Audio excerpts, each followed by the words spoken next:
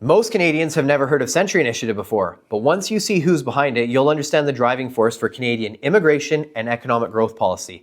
Century Initiative is a large advocacy group with one primary goal: to see Canada's population increase to 100 million people by 2100, and their plan to do that is by increasing mass immigration.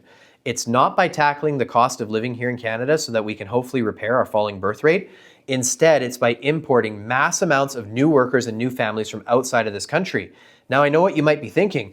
Aren't we barely surviving with our current infrastructure, with sectors like our healthcare already overburdened? And wouldn't bringing in mass numbers of new people just make that far worse? Well, that's good common sense. But when we actually look behind the veil at who co-founded the Century Initiative, this all makes sense.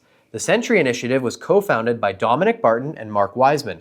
Both Barton and Wiseman are former counselors for Justin Trudeau on economic growth. And isn't that interesting? These guys that want to increase mass immigration were on a council for economic growth under Trudeau, where we saw mass immigration go absolutely through the roof. And it goes further than that. Mark Wiseman was also appointed by Mark Carney currently to be the US ambassador for Canada-US relations. And here's where the story gets very interesting. Most of you are aware that Mark Carney was a top-level executive for Brookfield. There's been lots of controversy about whether or not there's conflict of interest about Canadian policies and programs that have directly benefited Brookfield under Carney. But now when we look at Mark Wiseman and Dominic Barton, Wiseman was a top-level executive for BlackRock.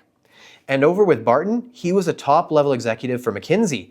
So here we have three massive global corporations with business interests in Canada that have people in political roles that are directly related to their corporations. And you guys, that's the textbook definition of crony capitalism.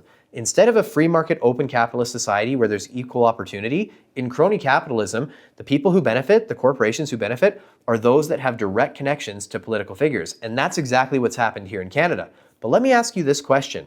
Do you think that the best plan for Canada to grow its economy is to bring in mass amounts of new immigrants till we hit 100 million people?